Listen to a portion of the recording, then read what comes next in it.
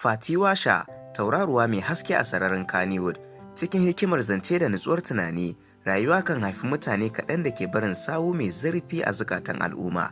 A yau, za mu buɗe shafi na musamman, shafi da ke ɗauke da labarin jaruma wadda ta haɗa ƙwarewa, hazaƙa da kyawawan hali.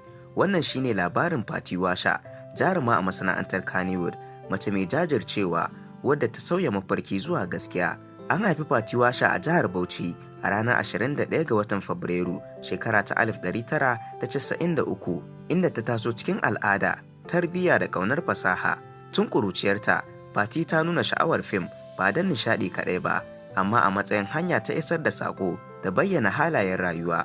Kamar yadda karin magana ke cewa, duk wanda ke da buri dole ya bi hanya mai sarƙaƙiya. Haka ma tafiyar Fati Washa bata zo da sauƙi ba, amma ƙuduri da haƙuri suka zama ginshiƙan nasararta. Fati Washa ta shahara a fina-finai da dama, musamman yanzu da ta kasance a cikin shirin fim mai suna Labarina, wanda rashin tsohuwar jarumar fim ɗin Nafisa Abdullahi ya sa aka nemo ita Fati Washa ta maye gurbinta. Wannan ya zama babban nasara da ɗaukaka ga jarumar a shigarta cikin shirin na Labarina. Sannan ta ƙara wani suna da fice a wani shiri na manyan mata na Hadiza Aliyu Gabon. Shigarta masana'antar Kannywood ta zo ne da himma da cikakken shiri. A farkon tafiyarta, ta fuskanci ƙalubale, ƙananan rawa, gwaje-gwaje masu tsauri da neman amincewar masana, amma a hankali basirarta ta fara bayyana. Fuskarta mai cike da motsin rai, iya fahimtar rawa da daidaita murya da hali duk suka fara jawo hankalin masu shirya fina-finai. Ba da jimawa ba, sunan Fati Washa ya fara fitowa a manyan ayyuka, yana ɗauke da yabo daga masu kallo da manyan masana a harkar fim.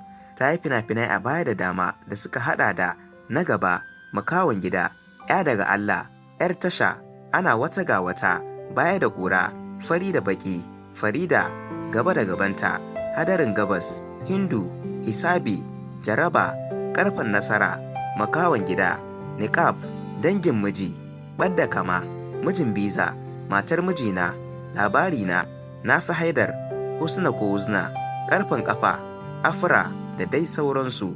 A cikin shekaru, Fati Washa ta taka rawar gani a fina-finai da dama, inda ta nuna bambancin basira daga rawar tausayi zuwa jarumta har ma da wahalhalun rayuwa. Ta yi fice wajen nuna halayen mata masu ƙarfin zuciya, rawar soyayya mai zurfi da kuma fitowa a fina-finan da ke ɗauke da darasa ga al'umma. Wannan ne yasa ta zama ɗaya daga cikin jaruman mata da ake girmamawa a Kannywood, ba wai saboda shahara kaɗai ba, sai don ingancin aiki. Bayan hasken kyamara, Fati Washa mace ce mai mutunci da kamun kai.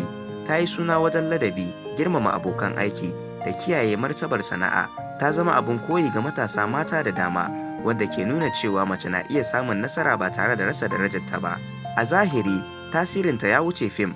Tana amfani da shahararta wajen faɗakarwa, ƙarfafa gwiwar matasa da nuna mahimmancin haƙuri da aiki tukuru. Kamar kowace fitacciyar jaruma, Fati Washa ta fuskanci suka, jita-jita da ƙalubalen suna, amma maimakon mayar da hankali ga hayaniya, ta zaɓi yin magana da aiki, domin kamar yadda aka ce, aikin kirki shine amsar mugun magana. A ƙarshen labarin Fati Washa, ba wai labarin fim ne kaɗai ba, labari ne na jajircewa, tsayawa kan gaskiya da gina suna mai ɗorewa. Tauraruwa ce da ke ci gaba da haskawa a sararin Kannywood, murya ce da ke magana da zuciya, kuma mace ce da ta rubuta sunanta cikin tarihi da mutunci. Ni ne Abba Hassan, inkiya Talent AB, kuma wannan na zo muku ne daga Nigerian Update da Abba Hassan TV.